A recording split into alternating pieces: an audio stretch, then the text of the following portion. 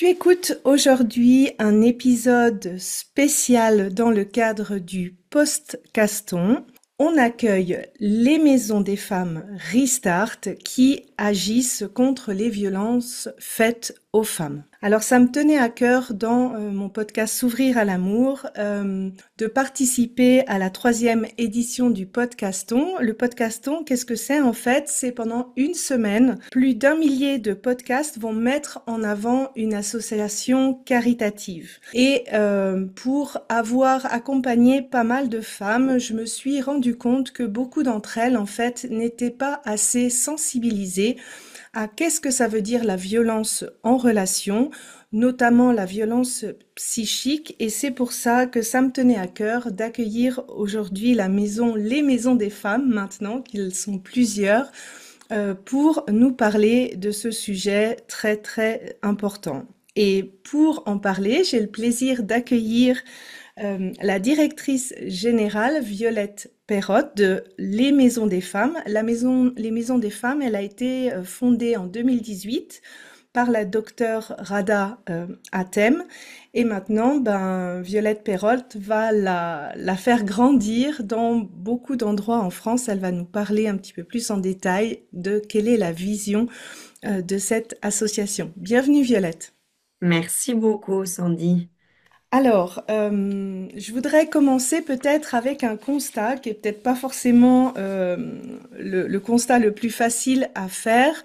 Quand on parle de violences faites aux femmes, des fois on peut avoir l'impression, ah bah oui, c'est pas un thème qui est si présent que ça en France. Est-ce que tu aurais des chiffres que tu pourrais nous communiquer à ce sujet? Oui, on a des chiffres et c'est les chiffres qu'on entend beaucoup, mais qui, moi, je trouve en fait, ne représentent même pas assez l'ampleur du sujet, parce que le chiffre dont on parle le plus, c'est qu'une femme meurt sous les coups de son conjoint tous les 3 jours. On estime qu'il y a 271 000 femmes victimes de violences conjugales aujourd'hui. Euh, Je crois que c'est 130 000 femmes qui subissent des agressions sexuelles par an. Donc tout ça, c'est des chiffres qui sont énormes et qui en même temps parle de celles dont on entend parler. Et c'est ça qui est assez particulier, c'est que ces chiffres-là, ils sont recensés parce que c'est des femmes qui parlent et qui vont au commissariat et qui font la démarche de porter plainte. Et donc, c'est celles qui sont recensées. Et nous, ce qui nous inquiète, ce qui nous occupe, c'est aussi et notamment de s'assurer que ces femmes soient recensées quand elles sont victimes de violences, pas que physiques, et que leur histoire soit entendue. Donc, je pense que les chiffres, une fois je crois que dans le monde, c'est une femme meurt sous les coups de son conjoint de violence toutes les 10 minutes. Donc ça peut-être que ça marque un petit peu plus, mais oui, moi qui ai étudié la santé publique, on apprend un concept un peu de que une fois que le chiffre devient trop important, ça ne marque même plus trop les esprits, quoi. Donc c'est toujours ce qui m'inquiète un peu dans les chiffres, c'est qu'on se dise bah c'est trop en fait. Et donc c'est trop pour qu'on le concevoir même dans l'esprit du grand public, mais effectivement, ils sont assez terrifiants ces chiffres. Et c'était les chiffres que tu nous as communiqués, c'était les chiffres pour la France, on est d'accord Oui, pour ou... la France, Ouais. tout à fait. Donc, en effet, assez énorme. Oui. Et je partage vraiment totalement ton point de vue, en fait, pour quand les personnes que j'accompagne commencent l'accompagnement avec moi, elles font leur bilan relationnel et souvent je remarque qu'il y a eu des formes de violence. Mm, Alors autant la violence physique, le fait de recevoir des coups, la personne a un petit peu plus de réalisation que c'est pas OK. Mais je vois aussi beaucoup de formes de violence psychique, de violence sexuelle, du non-consentement, etc., tout à fait. etc. Est-ce que tu pourrais nous donner une vue des signes justement de cette violence qui peut finalement s'immiscer très doucement dans la relation, on s'en rend Mm, pas compte, et puis d'un seul coup, il y a ce que j'appelle le coup de trop. Et si tu pouvais un peu décrire bien de sûr, bien votre sûr. expérience.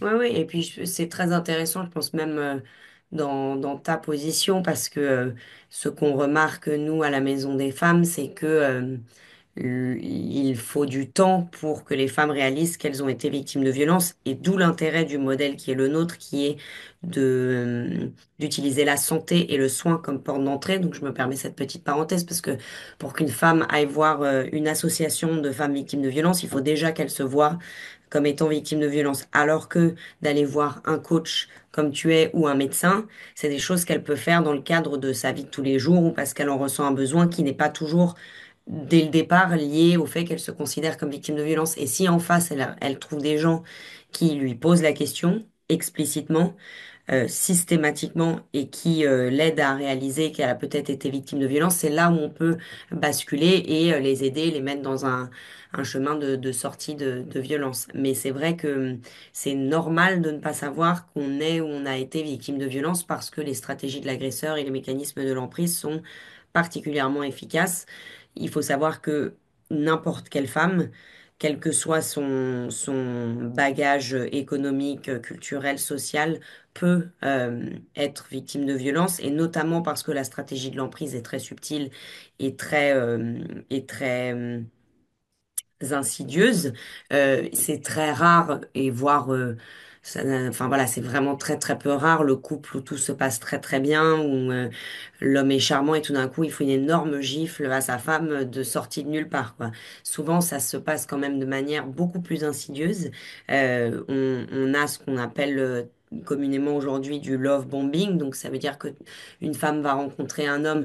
Évidemment que si cette femme est plus vulnérable à des facteurs de vulnérabilité parce que elle a eu des soucis dans l'enfance, elle a été enfant de violences conjugales, elle a été agressée dans son enfance ou dans sa jeunesse, soit par un membre de sa famille, soit non, ça fait pour des femmes qui sont plus vulnérables. Mais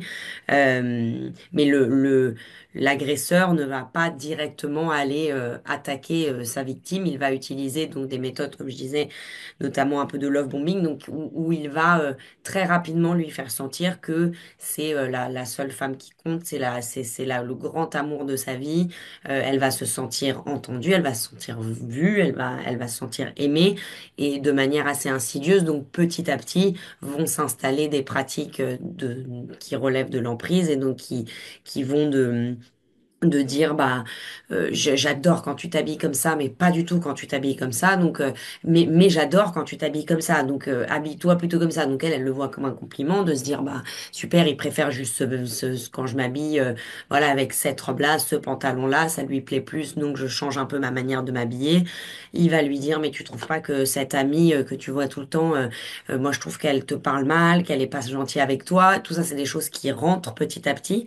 Et donc de dire, bah, je trouve que tu pourrais quand même, t'es bien mieux qu'elle, tu devrais pas lui parler. Même chose pour ta mère, qu'est-ce qu'elle est chiante, elle est toujours là.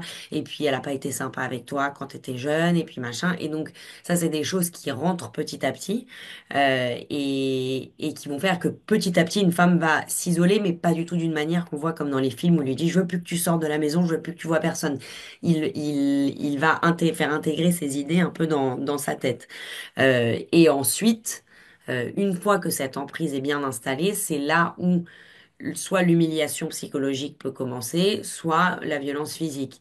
Et arrive encore une fois un mécanisme qui est très courant, et je pense que c'est ce qui surprend aussi les femmes, et notamment dans les groupes de parole, c'est de voir à quel point c'est commun, à quel point c'est répété, à quel point c'est schématisé.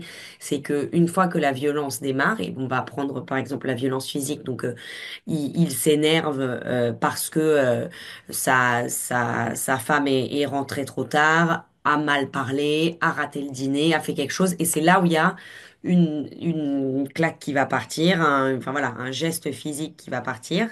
Et ça n'est pas, encore une fois, comme on se l'imagine, le truc où ensuite la femme, ça y est, il la frappe tout le temps, elle est victime de violences conjugales, et c'est comme ça. Non, ce qui va se passer, c'est que juste après, euh, parfois, les femmes vont dire c'est inacceptable, il m'a foutu une gifle, c'est ma limite, la violence physique c'est trop grave. J'appelle ma copine, je lui dis c'est mort, je viens chez toi, il a été horrible, je prends mes affaires, je m'en vais. Et c'est là où l'agresseur va se rendre compte que potentiellement sa victime peut lui échapper et donc il va utiliser encore une fois ces méthodes de love bombing en disant mais je suis désolé mais j'ai été un moins que rien.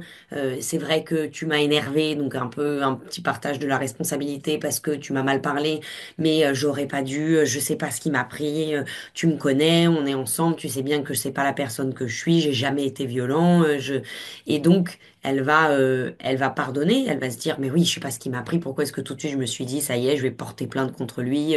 Non, il a merdé, c'est l'homme que je connais, c'est l'homme avec lequel j'ai vécu, et donc elles vont partir de chez leurs copines, retirer leur plainte si elles ont porté plainte, et se réinstalle ce mécanisme. Et on appelle cette phase assez horrible après la violence, la phase de lune de miel, parce que il est parfait, il redevient parfait. Voilà, là, je sais pas ce qui m'a pris, mais heureusement que tu es là. Et ce cycle se répète en permanence. Et donc ça revient de manière peu, enfin voilà, très très subtile. Et cette phase de violence lune de miel, elle est constante et elle est très importante quand on prend en charge les femmes victimes de violence parce qu'elle permet de comprendre pourquoi des femmes viennent retirer leur plainte en commissariat. Je crois que c'est en moyenne 5 fois avant de la laisser. Enfin, pourquoi est-ce que quand on a une copine qui est victime de violence conjugale, elle vient nous voir, elle nous dit, il a été horrible, il m'a insulté, il m'a dit que j'étais une merde. Et qu'ensuite elle nous dit non, en fait, franchement, il est pas si mal, on s'entend bien. Et pour des gens autour, qui gravitent autour de ces personnes, ça peut être extrêmement frustrant. Et donc, c'est important de le comprendre pour, euh, pour pouvoir vraiment un peu bien l'intégrer et mieux le traiter. La question un peu de pourquoi on reste, elle est dans ce mécanisme-là parce que enfin le docteur Hatem aime bien utiliser souvent la métaphore de la grenouille dans l'eau bouillante qui est un peu si on plonge une grenouille dans l'eau bouillante, elle sort et on peut pas la tuer. Et donc si j'arrive dans un premier date et qu'un mec me fout une gifle, oh, merci, au revoir. Mais si c'est on met la grenouille dans de l'eau froide et qu'on chauffe l'eau petit à petit, elle va mourir parce qu'elle va ne pas sentir l'eau chauffée. Mais c'est la même chose pour les violences, et notamment les violences conjugales. C'est que c'est très insidieux, c'est petit à petit et c'est pas ouais, comme on peut se l'imaginer parfois, ce qui pourrait nourrir l'incompréhension du grand public de pourquoi ces femmes restent. Enfin voilà. Et ensuite, on a aussi la question des enfants qui vient s'ajouter souvent, qui sont, enfin voilà, une sorte de lien et de trait entre le couple entre les deux personnes, entre l'agresseur et sa victime, qui peut être éternel, qui est éternel, qu'il aille en prison ou pas. C'est très compliqué pour les femmes de partir avec leurs enfants et c'est très compliqué pour les femmes de rester avec leurs enfants. Enfin voilà, ça rajoute un peu des couches et des couches de difficultés. Mais voilà, c'était pour répondre un peu à la question de manière très large sur. Oui, mais j'ai trouvé très intéressant en fait que tu décris ces différentes phases parce que en effet, et il me semble que dans toutes ces phases, le gros point commun, c'est que au fur et à mesure, la personne qui est victime, elle est vraiment floutée dans son jugement. C'est-à-dire Exactement. que petit à petit, enfin, on insinue que ah mais peut-être ce que tu penses, c'est pas vraiment juste, c'est pas vraiment la réalité. Tes amis, comment tu t'habilles, comment tu fais ci, pourquoi tu fais ça. Après, ça vient sur qu'est-ce que tu penses de toi, cette phase d'humiliation Mm. que tu as dit. Et en fait, plus ce jugement devient flouté, plus c'est difficile pour la personne d'identifier, bah ça c'est bien, ça c'est pas bien, ça c'est violent, ça c'est pas ok. Euh, Est-ce que c'est une erreur que je dois pardonner? Est-ce que c'est quelque chose qui ne va pas changer de la personne? Mm. Moi, j'ai eu des personnes qui sont venues vers moi, qui sont venues pour sauver leur couple et qui étaient vraiment dans cette emprise d'humiliation en se disant, ben, s'il s'énerve, en Oui, fait, c'est de c'est ma que faute. j'ai fait quelque chose de Mm. faux, en fait, et que je le provoque, que je suis dans la castratrice Oui, ou, oui. et vraiment, ça a pris un certain temps pour que que la personne, en fait, revienne au fait et arrive à se défaire de tous ces mots qu'elle avait entendus, on va dire, de manière assez constante, avec ce que tu disais, ces preuves d'amour, ces lunes de miel qui Mm. reviennent, qui font que on sait plus trop si c'est dans notre tête ou Bien si c'est sûr. la réalité, ouais. Bien sûr. Et c'est pour ça que les groupes de parole, ça aide énormément parce que d'entendre d'autres femmes parler de l'attitude de leur agresseur permet aux femmes de se rendre compte que leur conjoint fait exactement la même chose, mais de l'entendre d'une autre personne et d'entendre que la stratégie est la même, ça peut être assez révélateur pour les femmes de dire, mais parce qu'elles pensent que leur conjoint est vraiment une bonne personne, mais que les autres ne s'en rendent pas compte et que elles savent que au fond c'est quelqu'un de bien et que les autres comprennent pas, que parfois il s'énerve, mais c'est aussi de sa faute, etc. Et donc d'entendre d'autres femmes dire, moi aussi j'ai eu le love bombing, l'isolement, les coups, les violences et la lune de miel, et ben en fait, elles se rendent compte que leur schéma est en fait malheureusement particulièrement commun, quoi. Oui, je mettrai dans les notes de l'épisode le premier outil qui s'appelle le violentomètre, qui est Tout à fait. un bon premier outil de base pour un petit peu conscientiser Mm. dans quelle zone vous êtes dans la relation. J'en parle également avec Catherine Lapsy dans mon épisode 13 du podcast. Euh, Maintenant, je voudrais un petit peu est-ce que tu as des profils types des cas que vous rencontrez dans les maisons des femmes de violence? Alors, est-ce que tu as parlé des femmes avec des enfants qui avaient de la peine à se séparer. Est-ce qu'il y a d'autres typologies, typiquement la jeune femme qui est chez ses parents et chez un copain qui peut être violent? Est-ce qu'il y a différentes, on va dire, grosses catégories que vous rencontrez? Est-ce que c'est Eh bien possible? non, la réponse est... Et c'est important de le dire, donc c'est une bonne question parce que nous, la première maison des femmes, donc aujourd'hui il y en a 26 en France, mais la première, elle était à Saint-Denis. Et dans l'imaginaire collectif, ça, ça sous-entend aussi, et je pense que ça a été ce qu'on a pensé pendant longtemps, que les violences et les violences conjugales et les autres types de violences étaient aussi propres à un certain, soit une certaine catégorie socio-professionnelle, soit un certain profil de la victime et un certain profil de l'agresseur aussi. On s'imagine souvent, voilà, un homme un peu bourrin, soit, enfin voilà, forcément dans des catégories socio-professionnelles plus moins favorisées. Enfin voilà, donc c'est un peu, je pense que c'est un peu ce qu'on s'imagine beaucoup dans l'imaginaire collectif, et il est très important de dire qu'il n'y a pas de règles sur les violences et les violences conjugales notamment, que ça concerne malheureusement toutes les femmes, et comme je disais que le, le, les capacités financières et le bagage culturel et économique ne veut pas dire qu'on ne peut pas être victime. Et on voit chez les CSP+, aussi des violences conjugales et des agressions sexuelles et de l'inceste, et toutes ces choses sont aussi présentes dans toutes les catégories de France et du monde, euh, avec des capacités, des moyens qui sont différents pour les femmes de pouvoir en sortir, mais ce qui fait aussi que ça veut dire qu'elles peuvent plus vite échapper aux chiffres, enfin voilà, aux statistiques, parce qu'elles peuvent, la chape de plomb et le stigma est aussi très important, enfin, et peut-être d'autant plus important chez les CSP+. Et donc on n'a vraiment pas de cas typiques et de profil type, si ce n'est celui du cycle des violences dont je vous parlais, qui est celui enfin voilà, dont on vient de parler. Et donc ça peut concerner tout le monde, mais on voit quand on comprend la stratégie de l'agresseur que ça peut vraiment arriver à tout le monde. Parce que, comme je disais, comme c'est pas la gifle qui part le premier jour, en fait, quel que soit notre milieu, on peut se tomber dans l'emprise de quelqu'un qui nous fait nous sentir comme si, parce que tout le monde, qu'on soit riche ou moins riche, on a envie d'être aimé, on a envie d'être vu, on a envie d'être... Donc quand on a quelqu'un qui nous offre ça, c'est très difficile de s'en extraire.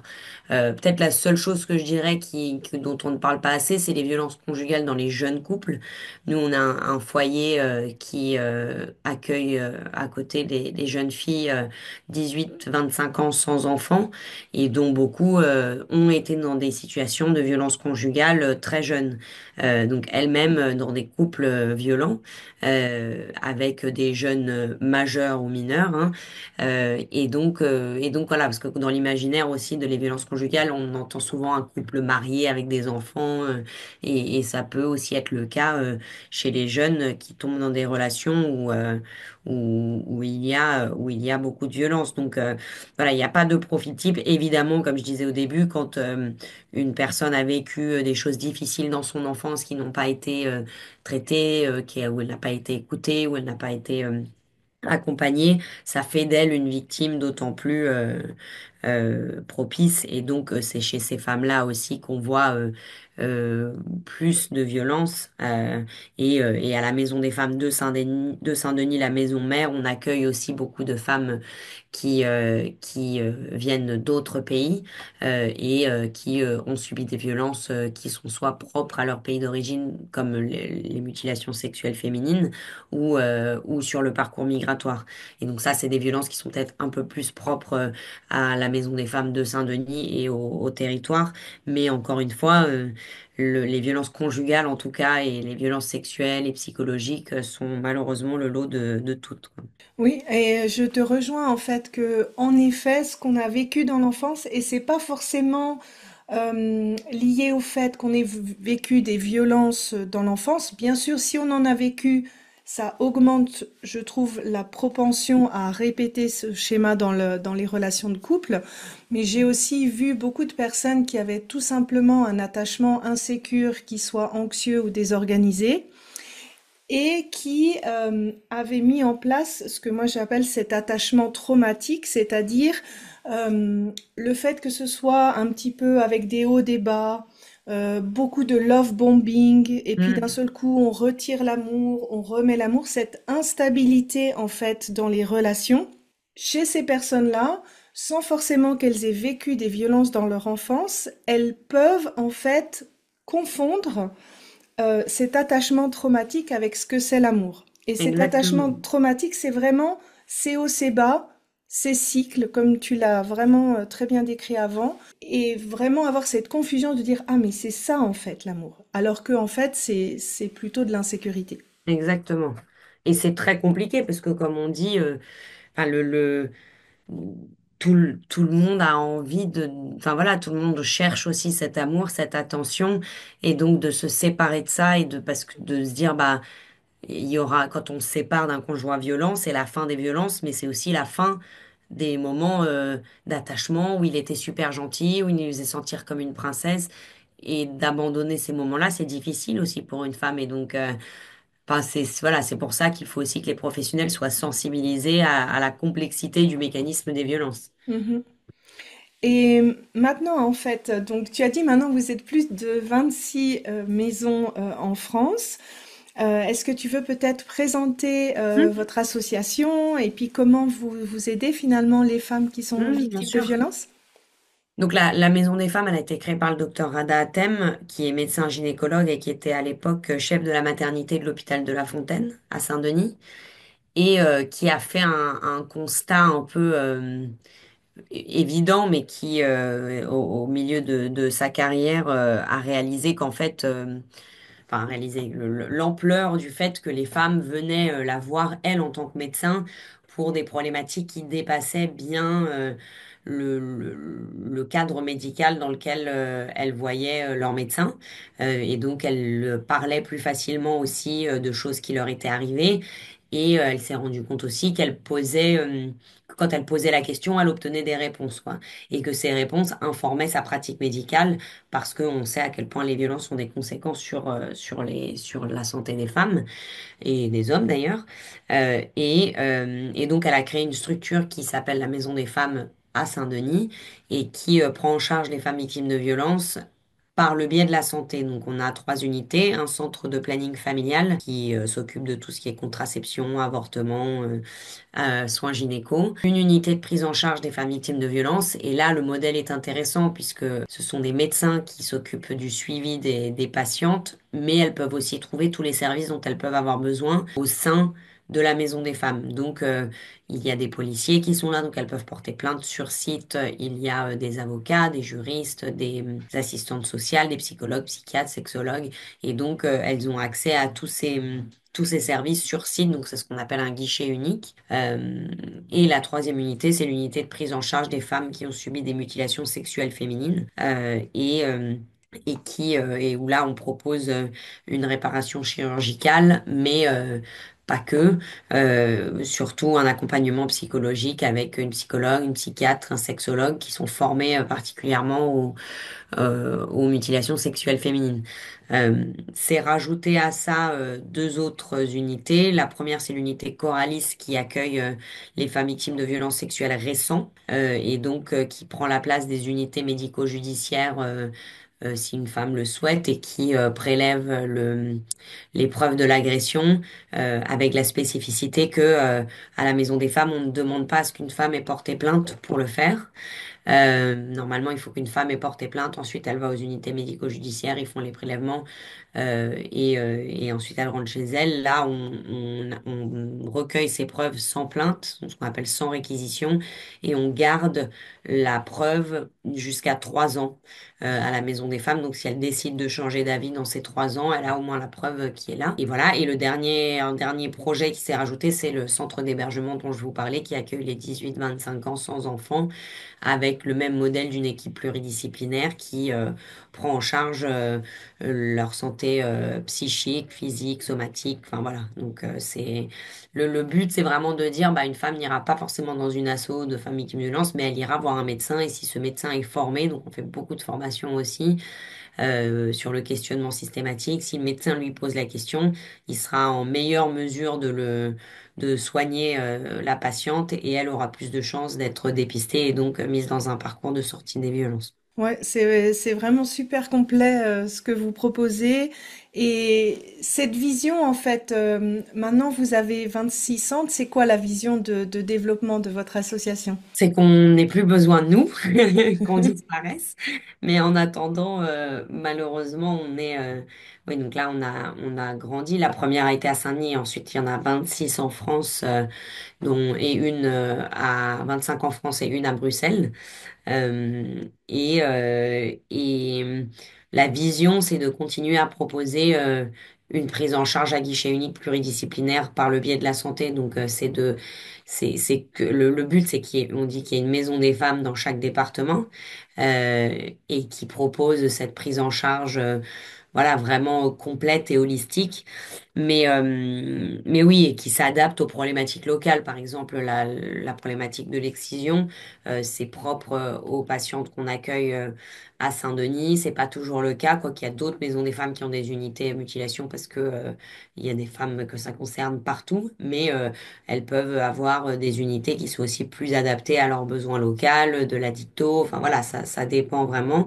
Euh, mais c'est qu'il y ait ce maillage territorial pour qu'une femme sache que si elle va quelque part dans le sud, eh ben, elle sait qu'elle peut trouver une maison des femmes, qu'elle sera accueillie par un médecin, par un personnel soignant, et que donc il y aura aussi enfin, voilà, un peu cette prise en charge lissée dans toute la France, quoi. Oui, puis c'est peut-être rassurant de se dire aussi, ok, je vais à un endroit, puis je sais que je vais recevoir le soutien en fait, sans Mhm. forcément réaliser totalement ce qui se passe, mais je sens qu'il y a quelque chose qui va pas et j'y Oui. vais, et Puis la puis médecine, ça rassure. C'est vrai que ouais.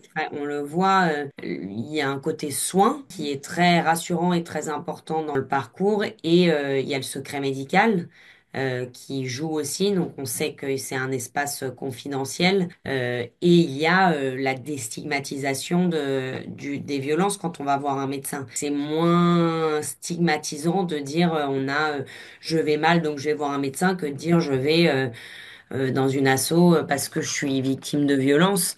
Et pourtant, ça devrait pas être le cas. Mais vu que c'est le cas, autant avoir des professionnels qui soient très bien formés et qui sachent comment utiliser le soin pour aider ces femmes. Mais c'est vrai qu'on voit que ça, qu'il y a un côté rassurant et comme on dirait jamais à quelqu'un, mais qu'est-ce que pourquoi est-ce que tu as eu un rhume? Pourquoi est-ce que tu as un cancer? Pourquoi est-ce que tu t'es cassé le bras? Bah, c'est la même chose pour les violences. C'est une forme de problème de santé publique et donc, ça enlève aussi du stigma de le traiter, par le soin, quoi. Et je suppose que maintenant qu'on a écouté tout ça, ben, beaucoup d'auditeurs et d'auditrices se posent la question, mais comment on peut aider votre association de la Maison des Femmes? Quels sont les moyens les manières d'aider? Donner. Oui, Malheureusement, c'est le seul moyen, c'est le nerf de la guerre et c'est le plus efficace et c'est un impact extrêmement direct sur nos actions. Aujourd'hui, le gouvernement finance peu ces actions, un peu, mais pas assez du tout. Et ça allait mieux un peu avec la libération de la parole, etc. Mais c'est pas du tout assez suffisant. Et aujourd'hui, chaque don peut très concrètement financer une consultation de psychologue, un atelier estime de soi, une permanence de juriste. Enfin, c'est des choses qui sont à financer, qui sont très concrètes. On va déménager le centre d'hébergement bientôt. Aujourd'hui, il n'est pas adapté. Les jeunes filles sont trop à l'étroit et on a besoin de fonds pour déménager pour que chacune ait leur chambre individuelle, ce qui est très important dans leur parcours de reconstruction, et enfin voilà, qu'elles aient vraiment un peu un lieu à elles. Pour les formations, toutes les formations qu'on fait, on les fait gratuitement la plupart du temps. Et ça demande beaucoup de temps, beaucoup d'argent. Et donc, chaque euro compte pour une association comme la nôtre. Et surtout, l'association finance l'ouverture de nouvelles maisons des femmes partout en France. Donc, ça permet d'atteindre des femmes qui sont dans des zones qui aujourd'hui ne sont pas encore assez desservies pour les violences faites aux femmes. oui. Je mettrai d'ailleurs dans les notes du podcast le lien vers le don. Est-ce que tu veux peut-être donner le site de l'association ou est-ce qu'on peut trouver l'association sur Instagram? Oui. Alors le site je vais vous le retrouver parce que je le tape tous les jours, mais lamaisondesfemmes.fr Oui. et Instagram c'est Maison des Femmes 93. Donc voilà, si vous écoutez cet épisode, ben, je vous encourage à faire un don aujourd'hui. Comme Violette a dit, chaque euro compte. Et puis, ben, un petit peu de solidarité entre femmes, je pense que ça peut redonner Tout à espoir fait, aussi à ces femmes qui vivent un moment pas très facile. tout à fait, tout Euh, à fait. Et si vous êtes dans une situation où vous sentez que ça fait écho avec vous, ce qu'on a dit, il ne faut surtout pas hésiter à en parler, euh, soit à Sandy, soit à un professionnel autre ou à une amie, et de surtout ne pas rester seul si on a des doutes sur la manière dont notre conjoint nous traite. oui, faites-vous aider et c'est pas votre faute. Exactement. Il faut toujours appeler le Ben, 3919 pour les agressions sexuelles aussi, oui, je le qui est une remettrai violence aussi conjugale. dans les notes. Ben merci encore d'avoir parlé de ce sujet qui est pas toujours facile. Merci pour votre énorme boulot que vous faites. C'est vraiment quelque chose de super important. Merci Et ben beaucoup. voilà, j'espère que cet épisode aura une bonne répercussion pour votre association. Merci beaucoup, Sandy. Au revoir tout le monde. Au revoir.